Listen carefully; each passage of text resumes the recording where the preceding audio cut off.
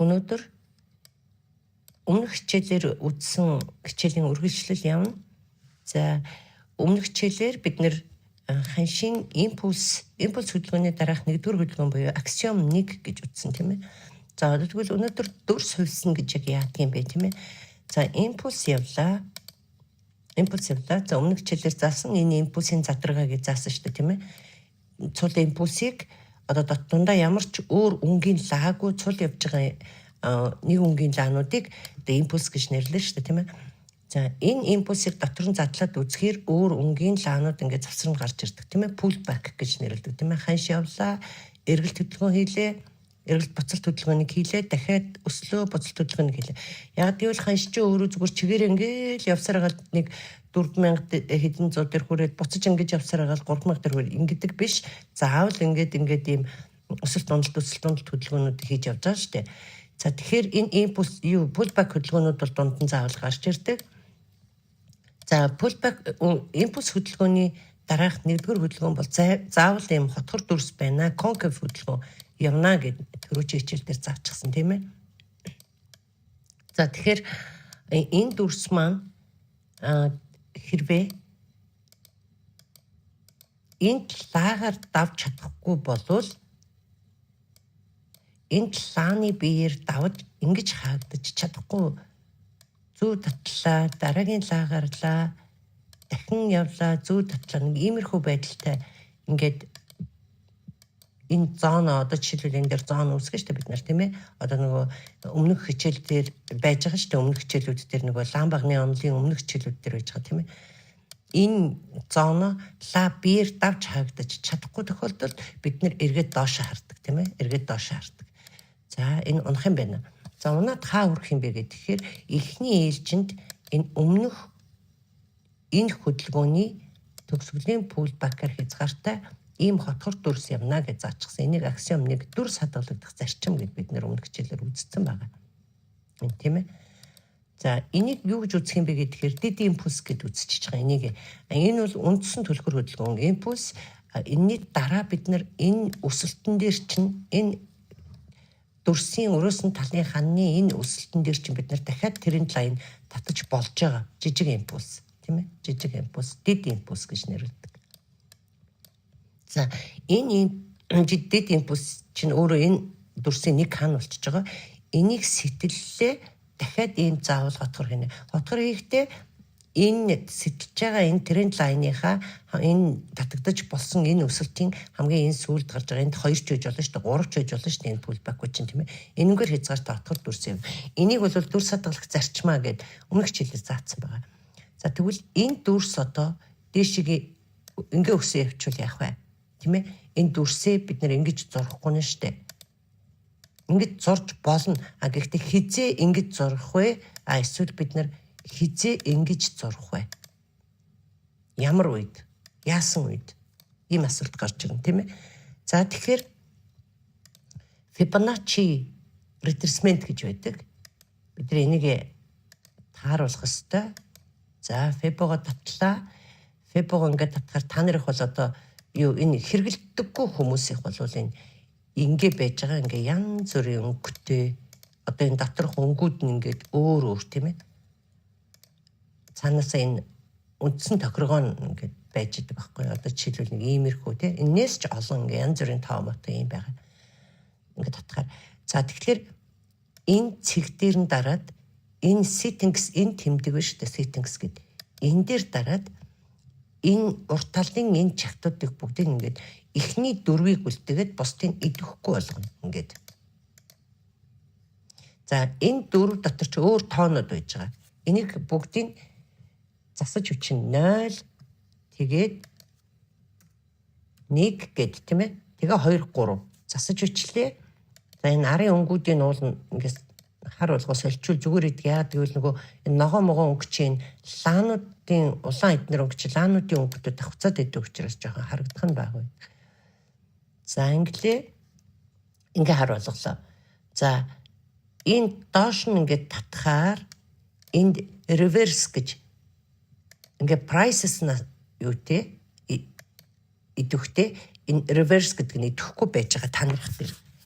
За тэгвэл тэрийг эсрэгээр нь reverse асаагаад price-ээс унтраагаад за тэгээд ингээд энэ тод бүдэг өнгө энэ суурийн тод бүдэг өнгийг бид нэр ингээд юу ячиж болно. Тохируулчих болно гэсэн үг тийм ээ.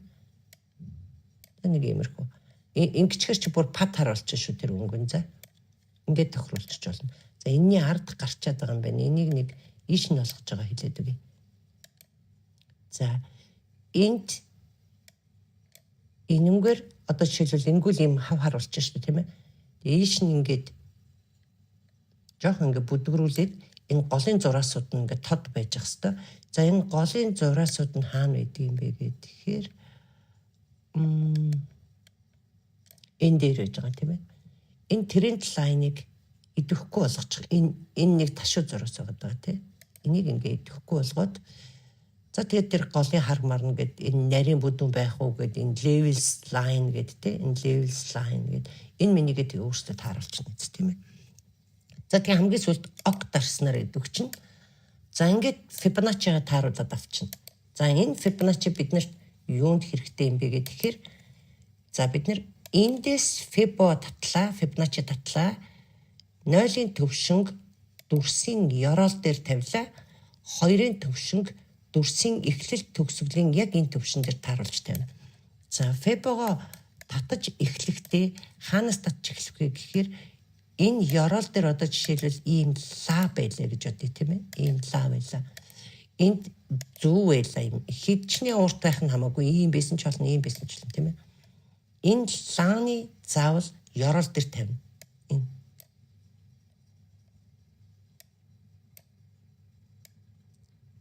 яг ингээд лааны биен дээр тааруулж тавина. Энэ зүү мөн ямар ч хамаагүй. За энэ хэдэн минутын лааны ёроол дээр тавих вэ гэхээр 30 минутын лаан дээр энийг зурж байгаа бол чи 30 минутынхаа лааг л тавина. Нэг цаг дээр чарта зурж байгаа бол нэг цагийнх дээр л тавина. 4 дээр зурж байгаа бол 4-ийнх дээр л тавина гэсэн үг. За хэрвээ чи энэ импульсыг том 4 цаг дээр авцсан явж байгаа бол энэ дүрсүүдийг чи дандаа 4 цаг дээр зурна. Импульсээ 4 цаг дээр авчаад энийг 30 минут дээр зураад энийг 15 дээр зураад ингэж болохгүй гэсэн үг. Бүх цагууд дүрсүүд зурж байгаа хэмжээнүүд нэг л цагийн хүрээнд дээрээ одоо үргэлжлэнэ гэсэн үг. За тийм. За ингээд татлаа энэ Fibonacci-гийнхаа 2-ын төвшинг яг энэ амсар дээр авч тавина. Энэ амсар дээр. За ингээд дээшээгээ 3-ын төвшинг өсөөд ла биеэр давж хаагдсан байх юм бол одоо энэ чинээс дандаа ингээд нэг өнгийн энэ дүрсэн дотроо бол олон өнгө байх нь хамаагүй. За нэг өнгийн лагаар ингээд даваад явцсан тохиолдолд бол энэ дүрсэн дотроо өөр өнгө байх нь хамаагүй шүү. Энэ дүрсэн дотор. Энд одоо нэг улаан лаа энэ байж болно тийм ээ. Pull back гэдэр хийж штэ энэ чинь. Ямар ч хамаагүй. За ийшээ гарч ирэхдээ энэ ирмэгийг энэ одоо дүрсийн гүйцэлтийг ла биеэр даваад дараагийн лаа гарч ирэхдээ дундаа улаангүйгээр ингээ үргэлжлээд ингээ гараад ирсэн байх юм бол ингээд даваад ла биеэр даваа хаагдсан байх юм бол энийг дүрс хувьснаа гэж үзнэ. Дүрс хувьсна гэж үзнэ. За эн чи одоо ингээд дээшгээ өсөөл янз бүрийн юм хийж явж байгааснаа энд нөхцөл бүрдээд тренд лайн сэтлэхэд хизээ сэтлэн тийм ээ. Тэр цагта лайн сэтэрсэн дараах энэ хотгорыг хийж өгöd энэ хотгороо хийхдээ хамгийн сүүлийн pullback-аар хязгаартай ингэж хийгээд тэгээд буцаад унаад ороод. Унж орж ирэхдээ хаана ирэх вэ гэхээр Fibonacci-гийн 0-ын төвшин дээр хэлнэ. Эндээс 0-ын төвшин хотгорын ёроол дээр татагдаад энэ Fibonacci даваад 3-ын төвшин даваа явцсан бол энэ явж хагаад хизээ энэ тренд лайн сэтэл нэг хотгор төгсгөлийн pullback-аар нь хязгаартай ийм хэмжээтэй нэг хотгор хийж өгöd буцаж унж орж ирэхдээ хаа хүртэл унж орж ирдэг юм бэ гэхээр энэ 0-ын төвшин л унж орж ирдэг. За энэ үед бид нар юу гэж үздэг вэ гэхээр дүрс хувьслаа гэж үздэг. Тийм ээ? Дүрс хувьслаа гэж үздэг. Тэгэхээр ханш ийшээ ирэх нь тодорхой болчихж байгаа юм бол бид нар тренд лайныг сэтлүүлээд энд хотгорыг хийлгээд эндээс бид нар сэлээ аваад доошо авахта take profit хаан тавих вэ гэхээр энэ 0-ын төвшөнд рүү авчиж тавьдаг байх нэ ингэж. За энэ stop loss-ыг бол өмнөх энэ дээр явж байгаа ийм ланч ингээ зүүн мөтө байгаа шүү дээ тийм ээ. Хичнээн урт зүйтэй байхын тэрнийхэн дээр авчиж тавьдаг байх нь энэ. Одоо лааны зүүнний үзүүр энд байна гэвэл энэний дээр аваачаал нэг тавьдаг байх нь шүү дээ. За иймэрхүү байдлаар дүрс хувьсч хөдөлдөг байх нэ. За хэрвээ энэ ла биеэр даваагүй ингээд тулчихсан байж ивэл за эднэрийг юу яач арилгаж байгаад хэлээд үгүй. Бүүнөр нь арилгачих гэхээр бүгд арилж байгаа. За тэгвэл бид нэр энэ дунд нэг улаанлаа ингэж орж ирээд дараагийн ла ногоон гараад ингээд явсан бол бид нэр энийг Fibonacci хэтэрсэн гэж үзэхгүй. Тийм ээ? Үзэхгүй. Тэгэхээр энэ дүрсэн дотор байгаа улаан ла хамаагүй. Энэ дүрс гүйцээгээд дээшээ биеэр даваад гарч ирчээд дараагийн ла дахин ногоон үргэлжилсээр энийг давах юм бол бид Fibonacci хэтэрсэн гэж үзнэ. 3-ын төвшин хэтэрсэн гэж үзнэ. Давсан гэж үзнэ, тийм ээ? Дунд нь ингээд улаан ла байж байгаа юм бол бидэнд энэ даваагууд орно. Энүүгээр дуусчлаа гэсэн үг байхгүй энэ лагаар. За тэгээд даваагүй гэж ингээд үзэх юм бол дараагийн хөдөлгөөн ямар байх юм бэ гэхээр дахиад хотхор байна. Лааны биенээс хэмжээг авлаа, дахиад хотхор байна. Хотхор байхдаа хаана байх юм бэ гэхээр эндээс явж байгаа хөдөлгөөний яг энэ төгсгөлийн энэ нэг улаан pullback дээр л хязгаартай хотхор дүрс юм. Тэгэхээр ханш дахиад энэ унж орж ирлээ. Тэгэл өгслөө байна шүү дээ, тийм ээ. За дүрс хадгалагдана гэж энийг хэлдэг. За тэгвэл энэ ногоон лаа гаралгүйгээр энэ улаан лаа гарчхаад дахиад хаалтын ханшин дээрээс нээлттэй хийлээд дээшээ зүү гаргалаа. Доошоо ингээд улаан болоод унаад явсан байх юм бол энэ хаа хүрэх юм бэ гэд. Тэгэхээр энэ pullback дээр л ирнэ.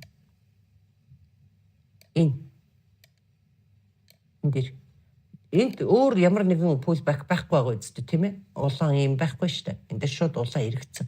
Тэгвэл энэ дээр л ирнэ. Хоёр дахь одоо энэ хоёр дахь нь хамгийн сүүлд гарч байгаа энэ pullback-аар хязгаартай л ийм дүрс юм.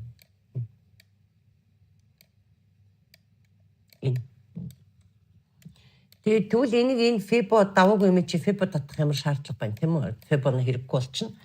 За энэ үед дүрс хадгалагдах зарчим гэдэг ингээд яваад байдаг. Дүрс хадгалагдах зарчим. Ингээд яваад байна. За энэ дэшигээ ингээд давсан ч 3 Fibo 3-ын төвшинг ла биеэр даваагүй одоо ингээд нэг өнгийн лагаар очиж даваагүй тохиолдолд бид нар дүрс ингэж эргүүлж зурхгүй. Ингээл ижлэр нь ингээл дүрс хадгалагдаад яваад байна гэсэн үг. За энийг дүрс хувьсах хөдөлгөөн дүрс хадгалагдах гэдэг нь аксиомник дүрс хувьсах гэдэг нь одоо энэ хувьсж байгаа хөдөлгөөнийг хэлээд байна тийм ээ. Ингээл ла давлаа энэ хаана ирэх юм бэ гэхээр энэгээр үйлдэлүүдээ хийж явж байгаад буцаад энд ирнэ. Ямар үйлдэлүүд хийхийг нь энд ингээд заагаад өгсөн ба шүү дээ тийм ээ. Ямар үйлдэлүүд хийх юм бэ гэхээр эндээс нэг өнгийн лагаар давна гэдэг байгаа шүү дээ. За энэ дотор дүрсэн дотор орж байгаа юу бол хамаагүй шүү дээ. Энэ. За тэгээд энэ тренд лайн яагаад тэгвэл ингээд өөр өнгийн лайн дотор орох гээд байна гэж бодож байгаа бол хэрвээ чи 30 минут дээр энийг зурж байгаа бол энэ 30 минут дээр тийм өнгийн ла байх эсвэл хэвгүй тийм ээ. Тэгэхээр 15 руу шилжүүлээд нэг 30 дээр нэг өнгийн лагаар л явж байгаа гэсэн үг шүү дээ. 15 руу шилжүүлээд харангуут эн чинь нөгөө тренд лайн татах боломжтой нөхцлүүд чинь ингээ өөрөө гараад ирдэг байхгүй.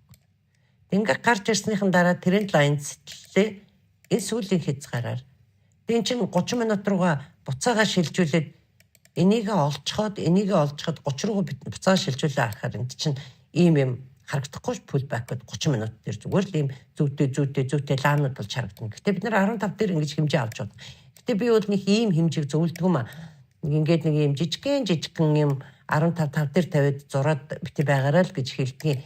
Тэгээ тех тусмаа л хүний толгой иргэдэг. Яагаад гэвэл жижиг минут болох тусмаа л нэг өнг хоёр өнг ингээд ээлжлээд явцдаг учраас дээш юм уу доош юм уу гэж сандраад идэг байхгүй юу. Тэгэхээр тех шаардлагагүй нэг өнгийн лаагаа хараад ингээд явах хэрэгтэй. За тэгээ ийм хөдөлгөөн хийцэн бол одоо эн чинь лаагаад энд ажиглах шаардлагатай болж байгаа үстэй бид нар тийм ээ. Энэ дээр ажиглах хэрэгтэй болж байгаа үстэй. Лаа одоо яах юм? Одоо лаа энэ дээр биер давж гарч ирж хаагдаад дараагийн лаа үргэлжлэн дахин өсөлт хийгээд ингээ явлаа нэг өнгийн лаагаар тийм ээ. Ингээ явцсан тохиолдолд бид нар энэ дээрээ фебуга татлаа. За энэ даваа явчлаа. Бид нар дахин энэ дээр тэрэн лайн татах юм байна. Жижиг цаг руу шилжүүлж байгаа. Энэ нэг ийм жижиг цагийн хотгорыг хийлээ. Буцаад орж ирэхдээ хаана орж ирэх юм гэхээр фебуд авсан л бол 0-ын төвшин дээр орж ирнэ. Ийм л юм явдаг. Энийг аксиом 2 гэдэг байгаа. Тийм ээ? Аксиом 2. За. Ингээд яваад байдаг байна шүү дээ. Тэгээ энэ яг ясам дээр юу гэдэг юм бэ гэхээр том цагийн ийм тренд лайныг л үүсгэждэг. Ийм тренд лайныг л үүсгэждэг. Том хэмжээний тренд лайныг үүсгэждэг гэсэн үг. Нэг бол одоо энэ миний зурсан зураг учраас ингээд ийм хэмжээ дамжааг байгаа шүү дээ. Ер нь чарт бол ерөнхийдөө ингээ хэмжээ гаргаад явдаг л байхгүй хажууд ишээ тийм ээ. Иймэрхүү байдалтай. Тэгвэл ийм тренд лайн ч гэж болно шүү дээ. Ер нь алсаараа. Тийм.